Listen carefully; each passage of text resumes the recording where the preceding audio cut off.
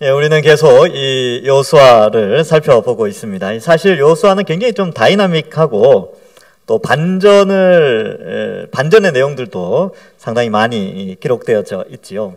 반전 영화 많이 좋아하십니까? 반전. 그래서 막 이렇게 분위기가 이렇게 올라가다 갑자기 확 바뀌고 막 그죠. 예전에 뭐 이렇게 영화 드라마 이런 데 보면 막 피해자 같은데 나중에 알고 보니까 영화 끝에 가보니까 막 가해자로 이렇게 딱 등장하게 되고 굉장히 재밌는 내용들이 이 반전의 내용이 있지요. 이 여호수아도 보면 사실 이 반전의 내용들이 상당히 많이 있습니다. 특별히 이 아이성 전투와 같은 경우는 굉장한 반전을 이루고 있지요. 그래서 1장부터 이 6장까지 또 가면 하나님께서 늘 그의 백성들과 함께 하셔서 승리하게 하시고 모든 길을 술술술 풀어주시는데 아이성 싸움에서 져버린단 말이죠. 그래서 이것도 좀 어떻게 보면 갑작스러운 그런 괴로움인데, 또한 이 8장에 와서는 또 반전의 그런 분위기를 보여주고 있습니다. 이 7장에서 내용은 무엇이었냐 하면 이 6장까지 이제 여리고성을 점령하고 그 엄청나게 큰 성을 점령하고 나서 있었지만 하나님께서 반드시 없애라고 그리고 이제 없애든지 여호와의 곳간으로 드려야 되는 이 물건이 있었는데, 그것을 온전히 바쳐진 물건이라고 해서 이 고유 명사로 히브리어로는 헤렘이라고 되어 있습니다. 그래서 이 헤렘은 여호와의 창고에 드리든지 금은 동처는 여호와의 창고에 드리고 나머지 뭐 옷이나 뭐 이런 것들은 다 불태워야 되는데, 이 아간이 그것을 보고 탐내어서 가지게 됐죠. 그래서 아간과 그 물건이 함께 취급되어져서 이스라엘에서 제거되어졌을 때, 즉 아골 골짜기에서 그 모든 것이 하나님께 바쳐졌을 때 드디어 이스라엘은 거룩하게 되어진 것이죠. 이 엄청난 사건은 결국 이스라엘 사람들에게 어떤 정체성을 주냐 하면, 야, 우리가 세상 사람들하고는 좀 다르구나. 보통 세상 사람들은 전쟁을 하면 그 전쟁의 전리품을 자기들이 가져간단 말이죠. 근데 이 이스라엘 사람들이 생각하게 된 이 정체성이 어떤 정체성을 가졌냐면, 이것이 바로 언약 백성이구나. 이 언약 백성이라는 것은 뭐냐면 하나님과 언약을 맺었고, 하나님이 우리에게 약속의 땅을 주시니까 그 땅을 허락해 주시는 분은 하나님이시고 이 모든 전쟁은 하나님의 전쟁이구나 라는 인식을 하게 된다는 것이죠. 인간이 그것을 취하게 되었을 때, 혹은 허락되지 아니한 것을 취하게 된다는 것은 하나님의 영광을 가져가는 것이기에 그 언약 백성 무리에서 제거가 되어진다는 것을 깨닫게 되는 것이죠. 그래서 순종하지 않고 믿지 않고 또 하나님을 반역했을 때에는 그 공동체 안에 들어갈 수 없다는 것을 깊이 깨닫게 되는 것입니다. 자, 그래서 그 악이 제거가 되어졌어요. 그래서 더 이상 여호와께 바친 물건이 이스라엘 진영 내에는 없게 됩니다. 그런데요, 인간은 또 경험에 의하여서 두려움이라는 게 생길 수 있지 않습니까? 한번 실패를 하면 어떻습니까? 또 실패할까 봐 두려워요. 그건 인지상정입니다. 당연한 것이지요. 그래서 8장 1절에 보면 이렇게 여호와께서 여호수아에게 말씀합니다. 여호와께서 여호수아에게 이르시되 두려워하지 말라, 놀라지 말라, 이렇게 되어 있죠. 왜요? 앞에서 한번 실패했지 않습니까? 36명의 싸움에 나갈 만한 전사, 20세부터 60세까지 장정 36명이 죽었어요. 그러니까 36가정이 깨어진 것이죠. 어떻게 보면. 그러니까 이 실패를 경험했기 때문에 다시 아이성을 점령하러 간다는 것은 여호수아에게 있어서는 굉장한 두려움이 됩니다. 그런데 앞에서의 1차 그 전투에서 실패와 지금 2차를 준비하는 상황 사이에 무엇이 달라졌냐 하면 바로 죄악이 제거가 되어진 것이지요. 그렇기 때문에 하나님께서는 이제는 두려워하지 말라라고 말씀하시는 것입니다. 모든 악이 제거되어졌기 때문에 이제는 하나님께서 죄 용서함의 은혜로 이 전투에서 승리하도록 하신다는 것을 말씀해 주고 있습니다. 그래서 1절에 보면 놀라지 말라, 군사를 다 거느리고 일어나 아이로 올라가라, 이렇게 되어 있죠. 1차 전쟁 때는 어땠습니까? 몇 명만 올라갔냐면 3,000명 올라갔어요. 근데 뒤에 그 8장 25절에 보면 이 아이성에서 죽은 사람이 남녀가 모두 12,000명입니다. 그러니까 이 남녀가 12,000명이라는 것은 6,000명 이 정도 이렇게 생각할 수 있죠. 그러니까 이 이스라엘은 그렇게 계산을 한 거죠. 남자가 6,000명 정도 있는데 우리가 한 3,000명 올라가면 충분히 이기겠다 이렇게 생각을 한 것이죠. 근데 쫓겨나게 1차 전쟁에서 실패하게 되는 것이죠. 그런데 2차 전쟁에서는 하나님이 어떻게 작전 지시를 내리냐면 다 올라가라. 그래서 몇 명만 너희들이 계산기 ting겨가지고 몇 명 올라가서 전투하는 것이 아니라 다 올라가라 라고 말씀합니다. 사실 이스라엘의 싸움에 나갈 만한 용사가 이 60만 명이 넘습니다. 그럼 60만 명 다 올라가라 뭐 이런 개념으로 보여질 수 있는데, 그만큼 모든 이 12지파가 힘을 합쳐서 이 전투에 임해야 된다는 것을 말합니다. 물론 뒤에 가면 실제적으로 60만 명이 다 올라가지는 않고요. 매복병 3만 명, 그 다음에 2차 매복병 5,000명을 따로 보내고 35,000명이 되고, 그 뒤에 또 다른 군사들인데 몇 명인지는 몰라요. 근데 하여튼 엄청난 숫자가 같이 가게 되겠지요. 1차 전쟁과 다르게 이 아이성 작은 성이죠. 그러니까 남녀 합쳐서 12,000명밖에 되지 않는 조그마한 동네와 같은 거예요. 동네 전동 2동 1동 2동 정도 합친 정도 될까요? 될까 말까 정도 되는데 아주 작은 도시인데 여기에 이제 전 군대가 다 집중하라는 것이죠. 여러분 우리도 마찬가지 이 본문을 보면서 우리도 같이 생각해야 될 것이 뭐냐 하면, 요수아서를 살필 때 항상 제가 자주 말씀드리는 본문이 있어요. 이 본문이 우리와 무슨 상관이 있느냐? 이 전투와 3,500년 전에 있었던 이 전투와 현재 21세기를 살아가고 있는 우리가 무슨 상관이 있느냐? 이렇게 질문할 수 있단 말이죠. 근데 이 장면을 통하여서 우리에게 적용할 때 우리도 역시 전쟁이 있습니다. 에베소서 6장 12절과 13절에 보면, 우리의 씨름은 혈과 육을 상대하는 것이 아니요. 요수아는 혈과 육을 상대했죠. 근데 우리의 전쟁은 혈과 육을 상대하는 것이 아니요, 통치자들과 권세들과 이 어두움의 세상 주관자들과 하늘에 있는 악의 영들을 상대합니다. 13절에 보면, 그러므로 하나님의 전신갑주를 취하라. 이는 악한 날에 너희가 능히 대적하고 모든 일을 행한 후에 서기 위함이라. 여러분, 전투를 치르고 나서 마지막에 서 있게 한다, 이 말은 전쟁에서 지면 다 쓰러져 있죠. 근데 마지막에 서 있는 건 뭐예요? 승리했기 때문에 서 있는 거예요. 그래서 하나님의 전신갑주를 취하면 마지막에 서 있게 되어진다. 전쟁에서 승리하게 되어진다라는 것입니다. 그 전투는 이런 혈과 육에 대한 전투 이런 것이 아니라 바로 영적인 전투, 죄와의 싸움에서의 전투입니다. 그래서 큰 죄와의 싸움, 그런 거 있잖아요. 폭력과 살인과 간음과 또 그러한 우상 숭배라든지 형상을 만들어 실제적인 우상을 숭배하든지 그런 눈에 보이는 큰 죄가 아니라, 여리고성과 같이 큰 그런 범죄가 아니라 이 아이성과 같이 아주 작은, 이 정도면 내 힘으로 가능하겠다라고 판단되어지는 그 작은 죄 하나라도 하나님은 우리에게 전심전력할 것을 말씀하고 있습니다. 여러분, 작은 죄를 무시하면 안 됩니다. 그래서 여러분 그런 말이 있지 않습니까? 댐이 무너지는 시작은 작은 구멍에서 시작된다. 배도요, 작은 구멍 하나가 뚫리면 가지만 나중에 침몰하게 되는 것이지요. 이처럼 이 작은 좀이나 이런 것들도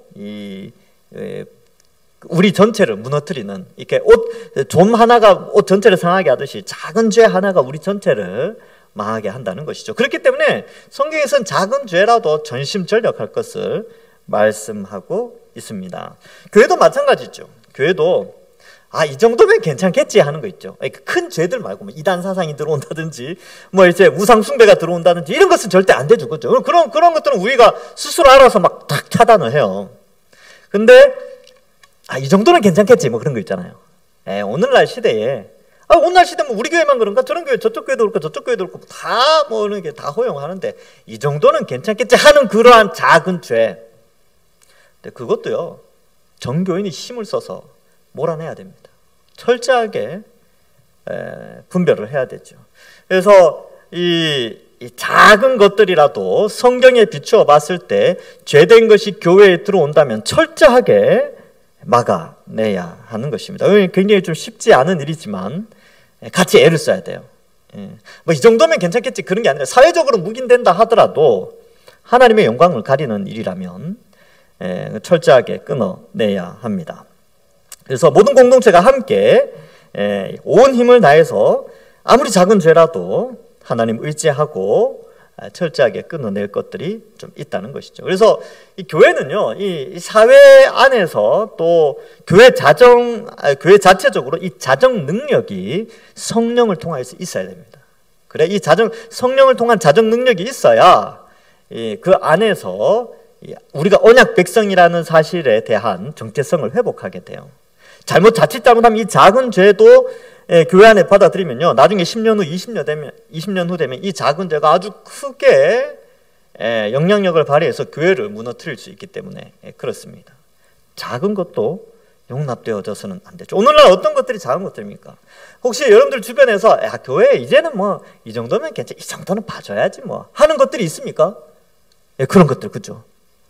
그런 것들을 우린 전심전력으로 다시 한번 몰아내야 되는 그런 입장이 있습니다. 그래서 이러한 것들은 뭐 나중에 이제 구체적으로 조금 더 생각을 해본다면 그런 것이죠. 교회 안에 들어오는 것들, 뭐 물질에 대한 문제들, 또 육체적 정욕에 대한 문제들, 또 어떤 것이 있습니까? 잘못된 뭐 결혼관, 잘못된 직장관, 뭐 이런 것들이 있죠. 잘못된 가정관, 이러한 것들은 사실 우리가 뭐 이단이다 혹은 우상 숭배다 이런 개념은 아닌데, 작은 성경적이지 않은 작은 것들이 작은 사상들이 들어와서 나중에는 큰 문제를 발생시키는 그런 경우가 있습니다. 뭐 한 가지 예를 들어볼까요? 여러분, 심리학이라는 게 있어요. 심리학에서 행동을 개선하는 방식과 성경에서 행동을 개선하는 방식이 상당히 많이 다릅니다. 성경은요, 회개하는 거예요. 맞죠? 자신의 죄를 인정하고 그 죄가 자신에게서 나왔다는 것을 인정하며 하나님 앞에 회개함으로 그 행동이 개선되어집니다. 근데 심리학은 어떠냐면 자신의 잘못된 행동의 원인을 자기 내면에서 찾는 것이 아니라 환경에서 찾아요. 주변 환경. 그래서 그 현재의 나의 죄는 나의 부모에게나 과거의 내 친구에게나 과거의 어떤 상처나 과거의 학교에서 선생님이나 이러한 데서 내 죄의 근원을 찾아내기 시작해요. 그리고 어떻게 표현해요? 그러한 환경들, 그러한 조건들을 했던 부모를 용서해라, 선생님을 용서해라, 친구를 용서해라. 이상하지 않습니까? 이상하잖아요. 성경은 내가 어떻게 해요? 하나님 앞에 용서를 빌어야 되죠. 근데 심리학이나 상담학에서는요, 내가 잘못된 죄를 짓는데 그 죄를 유발시킨 상황과 환경을 용서하래요. 이상하게 가지 않습니까? 그죠? 이런 것들인데 교회 안에 들어와요. 이런 세미나들이 있다니까. 제가 이제 옛날에 직접 들었어요. 돈 내고 세미나는 돈 내고 가잖아요. 돈 내고, 교회에서 가라고 하니까. 가서 이제 들었는데 그러는 거예요. 그 뭐냐 하면 어떤 이제 목사님이 있었는데 목사님 사모님이 막 위축되고 막 그렇다는 거예요. 그래서 왜 그랬냐 하니까 이제 기도하다가 응답 받았는데 세상에 자기 어머니가 폐에 있을 때 이 사모님을 이렇게 없애려고 제거하려고 이렇게 이제 그 병원 가서 이렇게 제거하려고 했다는 거예요. 그걸 기도하면서 또 올렸다는 거예요. 놀랍지 않습니까? 이게 어디 나오냐면 프로이드의 정신분석학에 나오는 내용이에요. 그러니까 인간 심리 내면에 담긴 것을 통하여서 자신의 문제점을 해결해 나가는 뭐 그런 것들이죠. 그러니까 그런 것들이 교회 안에 막 들어오기 시작하는 거예요. 그러면서 사람들에게 말하는 거예요. 여러분들 부모님에게 대한 원망이 있습니까? 용서하십시오. 여러분들의 죄, 여러분들이 나빠서 죄를 지은 것이 아니라 여러분들의 환경이 여러분들을 그렇게 만들었습니다. 라고 교회 안에서 막 가르친다는 거예요. 제가 그 세미나 들으면서 와, 제가 그나마 분별력이 있었으니까 그 분별했지요.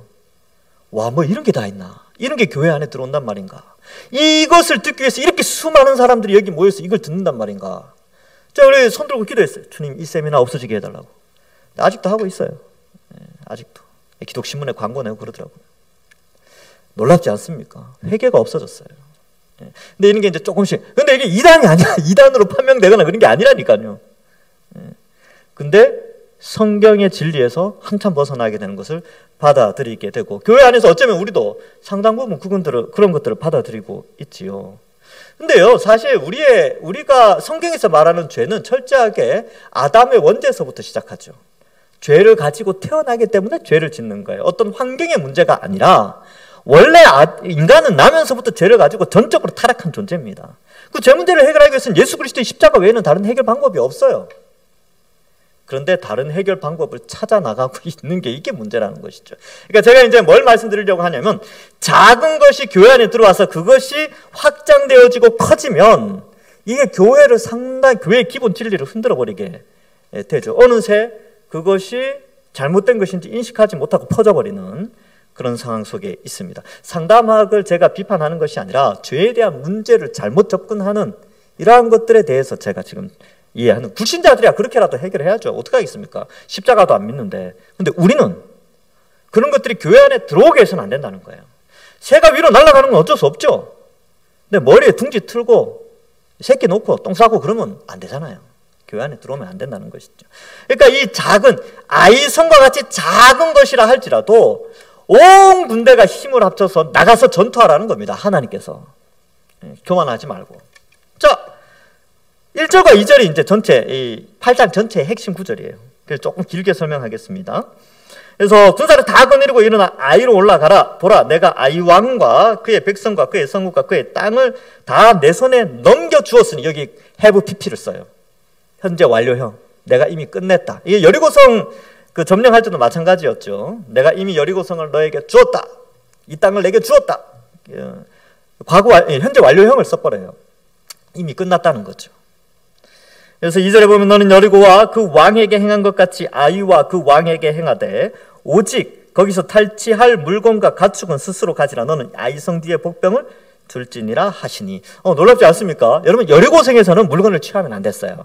금은동철은 여호와의 곳간에 드리거나 나머지는 다 불살라 없애야 되는데 아이성에 있는 물건은 취하래요. 그러니까 이게 참 뭐라 그러냐면 일종의 하나님이 그의 백성에 대한 배려예요. 그 연약함을 아시는 거죠. 그래서 그들에게 앞으로 가나안 땅을 차지해서 누릴, 적과 꿀이 흐르는 땅에서 누릴 행복을 아이성 싸움 점령을 통하여서 미리 조금 맛보게 해주시는 겁니다. 하나님이 제공하시는 것이죠. 그러니까 하나님이 막으시면 가질 수 없어요. 그러나 하나님이 허락하시면 누릴 수 있는 것입니다. 그러면 이 사람들이 뭘 생각하냐 하면, 우리가 이 땅에서 생존해 나가는 모든 것은 우리 손에 달려 있는 것이 아니라 하나님 손에 달려 있구나. 이 작은 아이성이라 할지라도 이 모든 것이 하나님의 인도하심 없이는 차지할 수 없고, 또 그 어떤 것도 하나님이 허락하지 않으시면 우리가 가질 수 없지만 하나님이 허락하신다면 모든 것을 가질 수 있는 언약 백성으로서의 특권을 우리가 가지고 있구나라는 것을 깨닫게 된다는 거예요. 그래서 어떤 것은 가지게 하지만 어떤 것은 가지지 못하게 하여서 이들이 언약 백성이다. 일반 사회에 일반 다른 나라와 같은 그런 나라가 아니라 특별한 백성이라는 것을 가르쳐주고 있습니다. 여러분, 우리도 마찬가지죠. 여러분, 우리는 일반 사람들하고 살아가는 삶의 방식이 완전히 다르다니까요. 여러분, 이 세상 사람들이 삶을 추구하는, 인생을 계획하는 삶의 계획들이 있잖아요. 10년 후 뭘 하고 20년 후 뭘 하고 자녀 교육은 어떻게 하고 결혼은 어떻게 하고 직장은 어떻게 구하고 노후는 어떻게 준비하고 이렇게 살아가는 세상 사람들. 그러니까 이 가나안 백성들의 삶의 패턴처럼 이 세상 사람들이 그렇게 살아가는데 우리는 그들과 구별되어 있다니까요. 맞죠? 그래서 우리의 삶의 방식은 달라요. 우리는 어떻게 살아가냐면 하나님이 주시면 먹고 하나님이 금지하시면 안 먹으면 돼요. 하나님이 금지하신 것은 안 하면 되고요. 하나님이 하라고 하신 것은 하면 되는 거예요. 세상 사람들은 자기가 알아서 살고 자기가 주인이 되어서 자기 마음대로 살아가지만 우리는 그렇게 살아가는 사람이 아니라는 것이죠. 성경 통해서 그걸 보여주고 있는 겁니다. 이 전쟁 하나를 통해서 하나님은 그의 백성들을 가르치고 양육하시고 참으시고 또 죄악은 끊어내시고 또 그들을 교훈하시고. 근데 우리는 21세기에 살아가는 우리는 이 장면을 통하여서 우리가 지금 부딪혀 있는 상황, 우리는 영적인 전투 앞에 있다는 이 사실을 우리에게 말씀해 주죠. 세상 사람들은 영적인 전투 안 해요. 그들은 그 사단의 지배 아래서 그냥 이제 자기 멋대로 살아가죠. 나름대로의 도덕 규정은 있겠지만 우리는 철저하게 하나님의 기준에 의해서 살아가는 자들이다라는 것을 말씀해 주고 있는 것입니다. 그러니까 어떻게 살아야 될까요? 예. 근데 또 하나는요, 하나님 우리 연약함을 아신다 그랬잖아요. 그러니까 연약하니까 아이성의 재물을 허락해 주세요. 그잖아요. 그러니까 여러분들, 우리가 하나님을 의지하며 살아갈 때에 하나님께서 우리의 연약함을 아셔서 우리가 때로는 필요한 것들 또 그 하나님께 요구하는 것들 때로는 하나님 들어주십니다. 천국에서 맛볼 것도 영원한 그 축복과 적과 꿀이 흐르는 영원한 안식, 이 땅에서 우리의 연약함을 아시기 때문에 일정한 때에 또 그걸 허락해 주세요. 그때가 언제인지 알지 못하지만 어쨌든 하나님이 허락해 주시는 때가 있어요. 그러니까 하나님 주시면 감사함으로, 막으시면 저 절제함으로 그렇게 살아가는 것이지요. 그래서 우리는 작은 것 하나, 이 아이성 싸움을 보면서 이 작은 죄라도 철저하게 공동체가 힘을 합쳐서 몰아내야 된다는 것과, 두 번째로는 이 아이성 싸움을 통해서 하나님이 우리를 돌보시고 우리의 필요를 채우시고 우리의 연약함을 배려하신다는 사실도 우리는 배워야 하는 것이지요. 그래서 이 전투가 정말 중요합니다. 이 전투. 그리고 이 영적인 전투에서 하나하나 싸워서 이겨나갈 때에 하나님께서 크신 축복으로 우리를 이끌어 주신다라는 믿음도 우리에게 필요합니다. 그러니까 우리 개인도 마찬가지고 교회도 마찬가지인데, 작은 죄라도 여러분 민감하게 생각하고 그 죄를 끊어내야 됩니다. 우리 믿음의 선배 중에 예레미야 버로우즈라는 사람이 있는데, 이제 신앙이 아주 깊이 있는, 근데 조금 이제 행동을 좀 강조하시는 분인데, 이 예레미야 버로우즈는 이런 말을 했습니다. 이 은밀한 죄에 대해서, 아주 작은 죄에 대해서 이런 말을 했어요. 제가 읽어 드릴 테니까 한번 들어보세요. 은밀히 범하는 죄를 조심하라. 만일 당신이 이 죄를 사랑하고 탐닉하면 이 죄는 당신을 파멸시킬 것이다. 한 마리의 좀이 옷을 다 부패케 하고 구멍 하나가 배를 침몰시키며 주머니의 칼이 검처럼 사람을 죽이는 것과 같이, 아까 제가 이게 예화를 들었죠. 이분 글을 보고 제가 예화를 들었습니다. 나의 자그마한 죄가 영혼을 멸망하게 한다. 참으로 공개된 죄보다, 큰 죄 있잖아요. 큰 죄, 크게 여겨지는 그런 죄. 공개된 죄보다 영혼을 부패하게 하는 원인이 되는 은밀한 죄가 더 위험하다. 그 이유는 은밀한 죄는 세상 사람의 비난에서 벗어나 있기 때문이다. 그러므로 은밀한 죄가 선한 인생을 파멸시키지 않도록 유의하라. 이렇게 아주 이제 세게 이야기를 해주고 있어요. 그래서 이런 이 통찰력, 이렇게 작은 죄를 아주 작은 죄에 대해서 좀 민감하게 반응할 수 있도록 이 믿음의 선배들 이런 통찰력을 가지고 이 가르침을 주고 있습니다. 그래서 우리도 이 아이성 싸움을 바라보면서 작은 죄라도 전심전력으로 이 죄를 끊어내는 훈련을 해야 된다는 것이죠. 우리 자신 한번 돌아보세요. 이 정도는 괜찮겠지 하는 거, 이 정도는 뭐 사람들 비난에서 벗어나 있는 죄겠지라고 생각하는 것들이 있지요. 그럼 그런 것들도 하나님 앞에 부끄러움 없이 떳떳하게 서야 됩니다. 떳떳해야 돼요. 하나님 앞에. 그래서 혹 범죄한 것이 있다면 이제 회개해야죠. 아간을 제거한 것처럼 우리도 우리 삶 속에서 죄를 제거하는 삶을 살아가야 하는 것입니다. 자, 그래서 우리에겐 전투가 있다, 이 인식을 명확하게 해야 되고, 그 다음에 여기에서 이제 하나님이 2절 끝에 보면 복병을 들지니라 이렇게 하시죠. 이 전략 전술, 이게 여리고 전투와 이 아이성 전투의 차이점은, 여리고 전투는 전적인 신적인 역사죠. 그냥 뺑뺑 돌기만 했죠. 이건 어떤 병법에도 나오지 않지만, 아이성 전투는 일반 병법에 나올 수 있는 지리적 환경과 또 군사력을 비교하고 또 여러 가지 상황들을 고려해서 하나님이 전략 전술을 가르쳐 주십니다. 그래서 아주 체계적으로 알려주시지요. 그래서 3절에 보면 이에 여호수아가 일어나서 이렇게 되는데, 이제 1절, 2절, 그리고 이제 복병에 대한 전술 전략을 하나님께서 여호수아에게 알려준 때 여호수아가 그것을 구체적으로 가르쳐 주고 있습니다. 그래서 3절에 보면 이에 여호수아가 일어나 군사와 함께 아이로 올라가려 하여 용사 3만 명을 뽑아 밤에 보내며, 1차 전쟁 때는 3,000명 보냈다니까요. 3,000명. 지금 몇 배를 더 보냈냐면 10배를 더 보냈습니다. 군사력. 그러니까 뒤에 보면 25절에 보면 남자가 6,000명인 성이에요. 이 아이성이. 그러니까 아이성의 전투력의 5배를 보낸 것이죠. 아주 그러니까 5대1로 싸우게 하는 거죠. 그러니까 이 이스라엘 사람들의 입장에서 보면 이거 좀 과도한 숫자 아닙니까? 이렇게 생각할 수 있어요. 그것도 복병인데 매복병을 3만 명을 뒀다는 것은 실제적인 앞장서서 매복병이 아닌 다른 전투병력은 훨씬 많다는 거거든요. 원래 매복병은 조금만 두는 거니까. 그러면 실제 앞에 서서 나가는 전투병들은 3명보다 훨씬 많다는 건데 이렇게까지 해야 되나? 이런 생각할 수도 있잖아요. 근데 순종을 하죠. 남자가 6,000명인 도시에 매복병이 3만 명, 또 전투병이 그보다 더 많게, 적어도 한 거의 10만 명 가까이 움직이는 거죠. 6천 명 없애려고.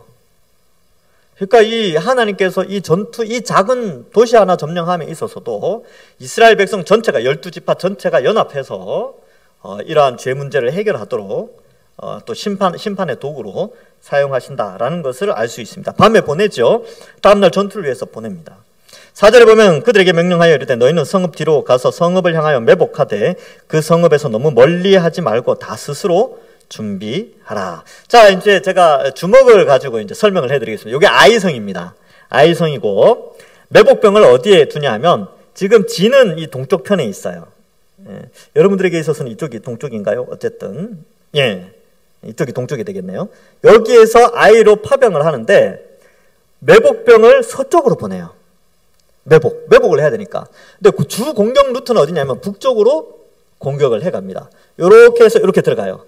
이렇게 공격을 하고 매복병은 서쪽에 숨어 있는 것이죠. 그래서 작전이 실행되면 이 매복병이 아이성으로 들어가서 성을 점령하고 또 앞서 나온 전투병들, 아이성 전투병사들을 이제 앞뒤로 북쪽과 남쪽에서 이제 공격하도록 그런 전술을 세우게 됩니다.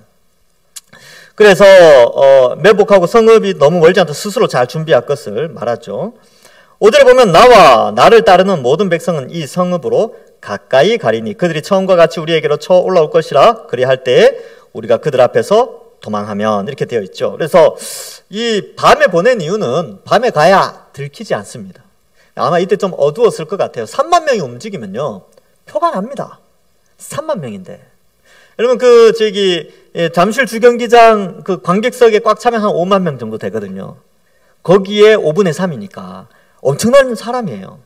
근데 이게 밤에 이렇게 이동을 하잖아요. 근데 눈에 띌 수 있는데 아마 이렇게 좀 어두울 때 밤에 이동을 한 것이겠죠.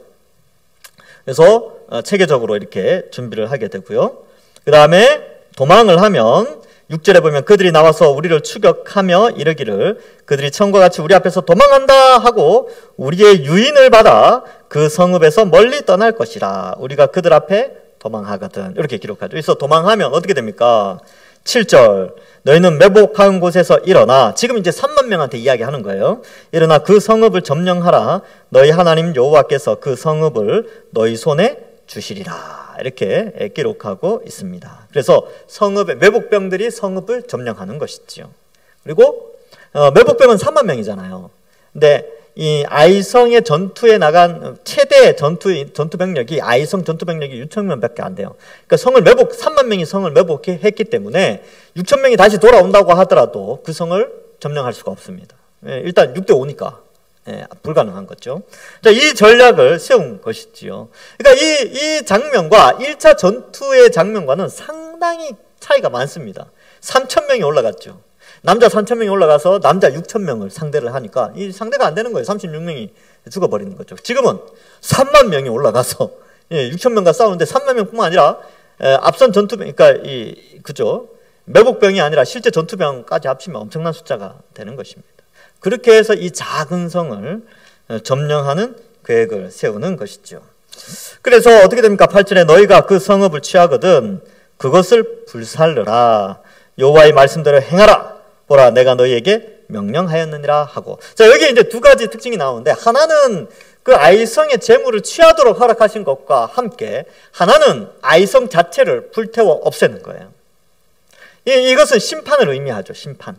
하나님의 심판이 아이성에게 임하는데 지금 이 가나안 땅의 죄악이 관영하였기 때문에 하나님께서 이스라엘 백성을 통하여 가나안 땅의 죄악을 심판하는 도구로 사용하십니다. 그래서 그 아이성을 다 불살라 없애버리는 것이지요. 죄악을 제거한다 이런 의미가 있습니다. 이 장면은 여러분 이 단순한 장면 같은데 사실 예수님이 이 땅에 다시 오셨을 때 이 장면이 다시 벌어집니다. 그때는 우리가 뭐 특별히 하는 건 없지만 이 눈에 보이는 이 세상, 여리고성과 같고 어떤 아주 사소한 면에 있어서는 아이성과 같은 이 세상이지만 하나님께서 다 불태워 심판하시고 새하늘과 새 땅, 영원한 젖과 꿀이 흐르고 영원한 안식을 허락하시는 새하늘과 새 땅이 열리게 되는 것이지요. 3500년 전에 심판하신 그 하나님, 나중에 주님 오실 때 이 타락한 세상, 하나님을 믿지 않는 자들, 죄악이 관영할 때 그 모든 것을 다 불태워버린다는 사실을 우리는 이 장면을 통해서 다시 한번 기억해야 합니다. 9절에 그들을 보내매 그들이 매복할 곳으로 가서 아이 서쪽 베델과 아이 사이에 매복하고 여호수아는 그 밤에 백성 가운데 잤더라. 그래서 이 아이성이 지금은 없습니다. 왜냐하면 다 불살라져서 없어졌거든요. 근데 오늘날 이 고고하게 발전하면서 이거 발굴하려고 많이 노력하고 있어요. 그래서 이 옛 땅들 이렇게 뒤집으면 불탄 흔적도 있고 막 그렇다고 합니다. 여러분 우리나라도 그렇잖아요. 우리나라도 불과 몇백 년 전에 어떤 뭐 집들 이런 것들도 땅에 묻혀 있지 않습니까? 그죠? 뭐 그런 것들을 발굴해내고 하면서 야 이거 1000년 전에 그거다 그러는데 이 3500년 전 거니까 참 발굴하기가 쉽지는 않습니다. 그러나 이 아이성 발굴을 하려고 또 많이 애를 쓰고 있기도 합니다.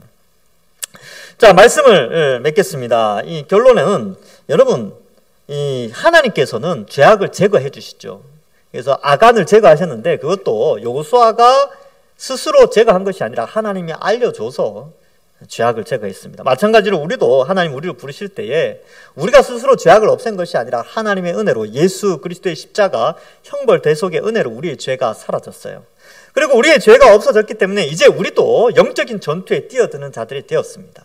그러나 아무리 작은 죄라도 우리는 전심전력으로 그 죄와 싸워 나가야 되는 것이죠. 이 세상의 죄악들과 철저하게 싸워 나가야 됩니다. 그렇게 하기 위해서는 오늘 본문에서는 굉장히 체계적으로 매복병을 세우고 전투병력을 세우고 또 전심전력을 다해서 계산상으로도 절대 패할 수 없는 군사력으로 아주 치밀하게 전투 계획을 세우도록 하나님이 말씀해 줍니다. 여러분 우리 인생도 마찬가지지요. 이제 우리가 죄와 싸우는 일에 있어서도 아주 체계적이어야 됩니다. 신앙이 깊어질수록 삶의 전투, 영적인 전투에 있어서도 상당히 체계적으로 성장해 가야 하는 것입니다.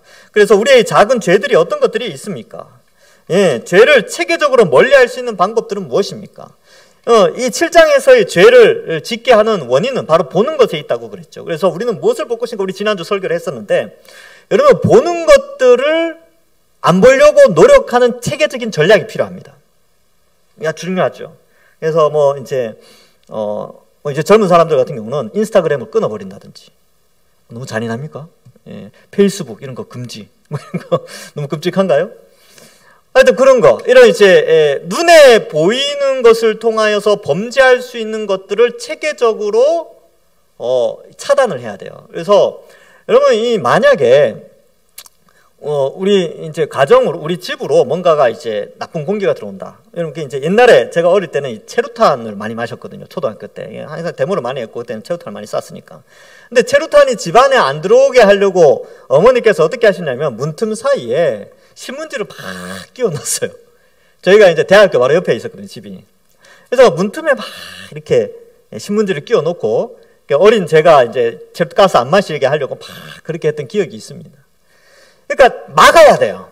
막아야 돼. 우리로 하여금 작은 죄라도 유발시킬 수 있는 탐심을 유발시킬 수 있는 어떤 채널들은 막아야 됩니다. 체계적으로. 어떤 것들이 있을까요? 그런 것들 끊어내야 되죠. 막아야 됩니다. 가까이 하지 않아야 되는 것이죠. 그래서 죄를 체계적으로 멀리하는 것. 그러니까 여러분들에게는 어떤 것들이 노출되어 있는지는 제가 알 수는 없습니다. 근데 눈으로 봄으로 말미암아 탐심을 유발시키고 있는 어떤 그 무엇들은 전략을 세워서 좀 체계적으로 끊어내야 되는 것이죠. 또 어떤 분이 이렇게 말합니다. 주일을 잘 섬기기 원하는데 눈 뜨면 오후예요. 그런 말씀을 하세요. 네. 체계적으로 어떻게 해야 되느냐? 토요일 날 일찍 자는 작전을 짜야 됩니다. 그분은 거의 100% 토요일 넘겨서 주일 한 새벽 2시, 3시까지 다른 일을 하는 사람이에요. 뭐 TV를 본다든지 영화를 본다든지 인터넷을 한다든지. 그래서 제가 이제 딱 점검을 하죠. 토요일날 일찍 자는 훈련이 주일날 일찍 일어날 생각하지 말고 토요일날 일찍 자는 체계적인 훈련을 세워야 된다. 그런 것이 중요한 거죠. 그러니까 신앙이 깊어지면요 삶이 더 구체적으로 변화됩니다.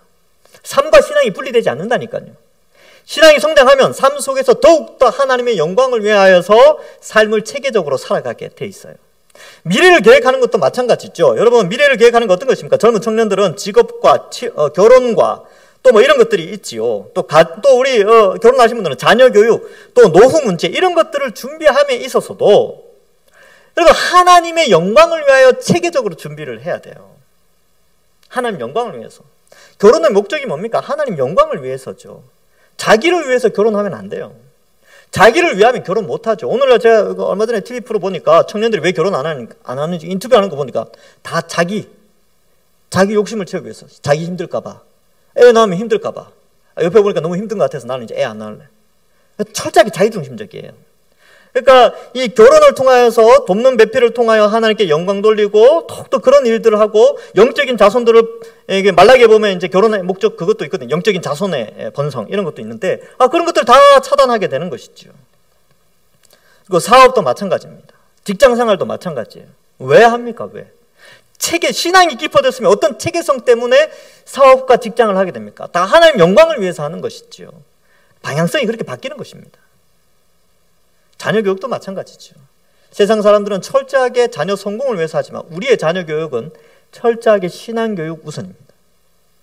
이거 놓치면 안 돼요. 신앙이 우선입니다. 그러니까 애초에 앞에도 말씀드렸죠. 언약 백성과 세상 사람들과는 아예 살아가는 삶의 그 패턴이 다르다니까요. 그 패턴이 다른 것도 세상 사람들도 그렇게 체계적으로 훈련하면서 살아가는데 언약 백성들은 더 체계적으로 현실에 맞게 신앙을 체계적으로 살아가야 하는 것이죠. 그래서 우리도 마찬가지입니다. 이 아이성 전투를 보면서 우리 삶이 너무나 비체계적이고 그냥 하나님께서 다 알아서 해주시겠지 뭐 이렇게 살고 있지는 않습니까? 저도 마찬가지죠. 목회만 하나님 다 알아서 해주시겠지. 저도 사실 그렇게 살면 안 돼요. 이 하나님께서 알아서 해주신데 나는 어떻게 체계적으로 준비할 것인가? 준비해왔고 앞으로 준비해 갈 것인가? 현재 나는 지금 무엇을 준비하고 있는가? 이런 거 계획을 해야 된다니까요. 거기에 시간을 투자해야 되는 것이지요. 우리도 마찬가지입니다. 그냥 넉넉히 있으면 안 돼요. 하나님께서 우리에게 주신 이 귀한 삶, 하나님 영광을 위하여서 언약 백성으로서의 삶을 어떻게 체계적으로 삶에 뛰어들어서 신앙의 체계적인 삶을 살아낼 것인가를 우리가 오늘 이 밤에 고민하면서 기도해야 하는 것입니다. 아무쪼록 여기 계신 분들은 신앙이 깊어져서 그 구체적인 깊어진 신앙이 삶의 여정 가운데 신앙으로 믿음으로 또 삶으로 하나님께 영광 돌리기 위한 삶의 패턴의 형태로 구체적으로 실현되어지는 구체적으로 적용되어져서 실천되어져 하나님 주시는 천국의 맛을 미리 맛보고 또 잘 준비되어져서 하나님께 귀하게 쓰임받는 그리하여 영적 전투에서도 승리하고요. 인생의 삶 속에서도 하나님 앞에 착하고 충성된 종이라고 인정받으시는 모든 주의 백성들 되기를 주님의 이름으로 간절히 축원합니다. 기도하겠습니다. 하나님 감사합니다.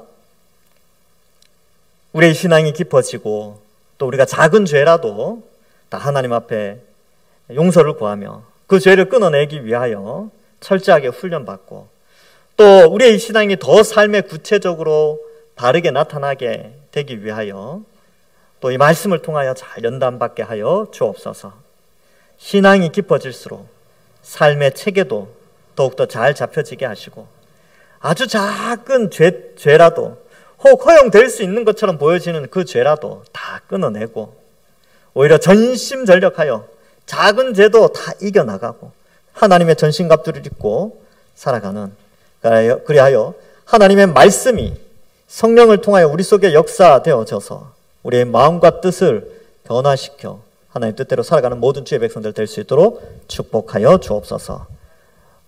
막연한 신앙이 아니라 구체적인 신앙으로 발전하는 저희들 되게 하여 주실 줄 믿사옵고 예수님의 이름으로 기도하옵나이다.